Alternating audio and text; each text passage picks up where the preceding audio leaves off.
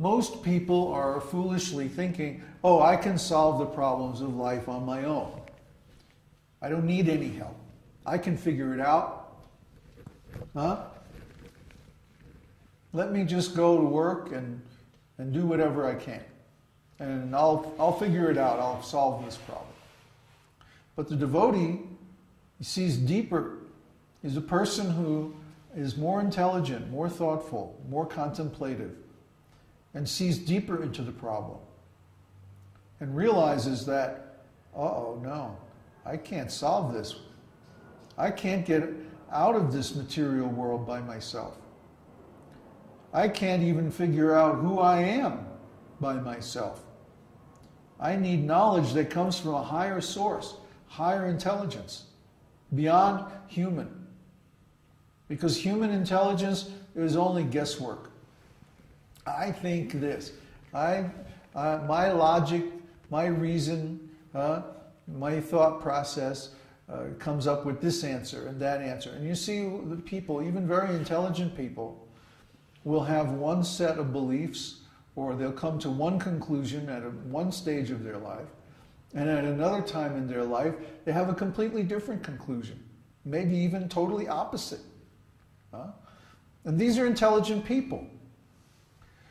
But because human intelligence is mostly guesswork, well, we'll get together some facts and some ideas, and then we'll see what other people think about this, and then we'll talk it over, and we'll come up with some kind of an idea. It's basically guesswork or speculation. And we see that people are addicted to the process of speculation, and they think that the search for the answer is the answer.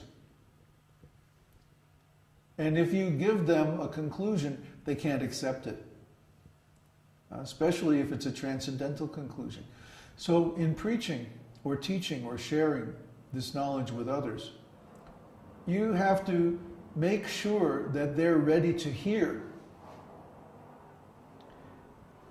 You have to, in other words, talk with them, question them, and make sure that they have a question that requires this knowledge to answer it. If they think, oh, I already have the knowledge, I can answer this question by myself, then you can preach to them all day and never get anywhere. Because they're not listening. They have no need. I knew at a very young age that not only I didn't have the answer, but the people around me didn't have it either. And my attitude, I guess they didn't like me very much because my attitude was, well, you don't know. You don't have the answer. You're suffering too. But why are you trying to tell me what I should do or what I should think? Because you don't know anything. I don't know anything either, but at least I know that I don't know. You don't even know that you don't know. That's how stupid you are. I guess I had a bad attitude. But really, in human life, nobody knows these answers because they come from a higher than human intelligence. Arjuna is lamenting. He's all upset. He's crying. He's a great hero, and he's crying looking at this army because the people he's going to have to kill are his relations. They're his friends, his relatives, even his own guru. And just imagine what a terrible thing that would be. And he said, I can't figure this out. This is just too crazy. Krishna, you got to help me out here. And what's the first thing that Krishna said? Basically, you're lamenting because you're a fool.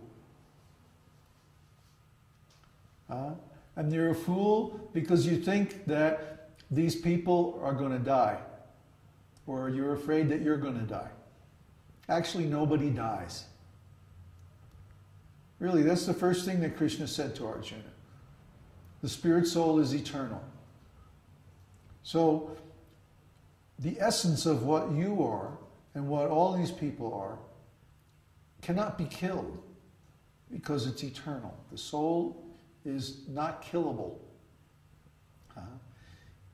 He who thinks that he kills or that other people are killed is not in knowledge and does not understand. Only he who knows that the soul is eternal, he understands.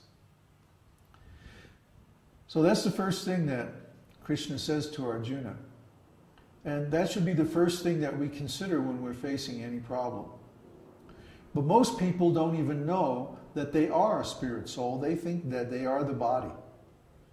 But until they understand that they are a soul, not that they have a soul.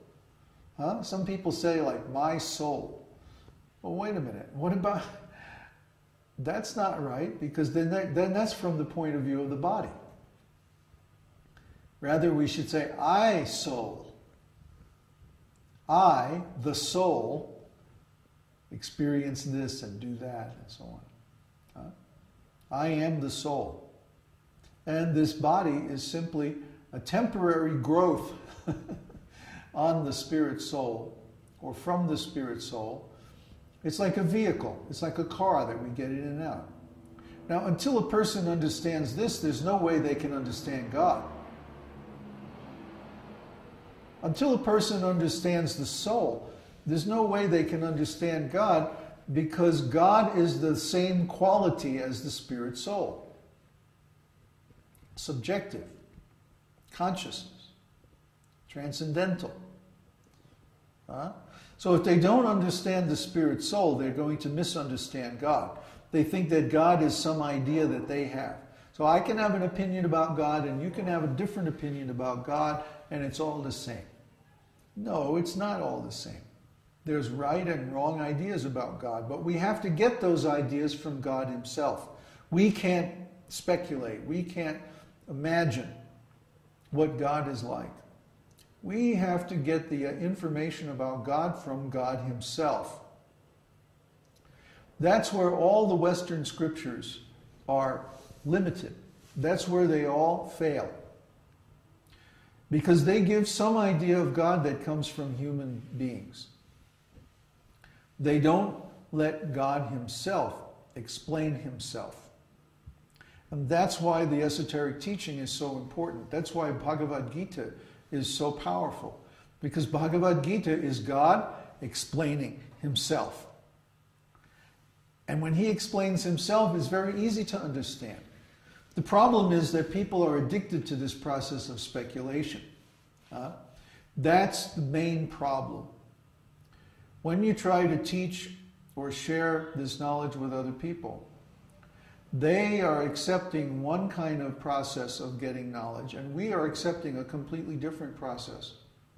Most people think that through logic, somehow or other, they can speculate or they can guess the right answer.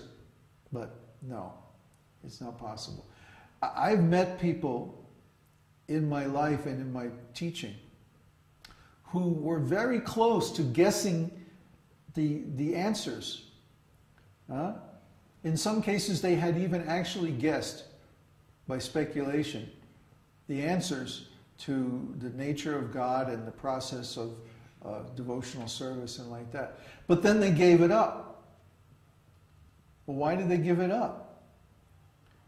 Because they kept speculating and they changed their opinion. There was no way for them to tell that they had arrived at the right answer. It's very strange to see it. You'll be talking with somebody and they'll say, oh yeah, well I figured that out years ago. Well then why aren't you a devotee? Oh, because now I have a better idea. They kept speculating and they kept changing their opinion. They didn't know that what they were thinking was right, because nobody was there to tell them. Krishna wasn't there. They didn't have access to Bhagavad Gita. So Bhagavad Gita and the other scriptures are so important because they give us God's idea of himself. And after all, he knows himself better than anybody else. So when we hear from God, then we get the real truth. And then we also have a confirmation of our own explorations of the truth. And when we listen to God speak about himself, then he can explain everything very easily, very simply. We don't have to have a PhD in philosophy to understand. When Krishna says, Man mana bhava madbhakto, just think of me and worship me. Love me, offer your obeisances to me, then surely you will come to me. Right?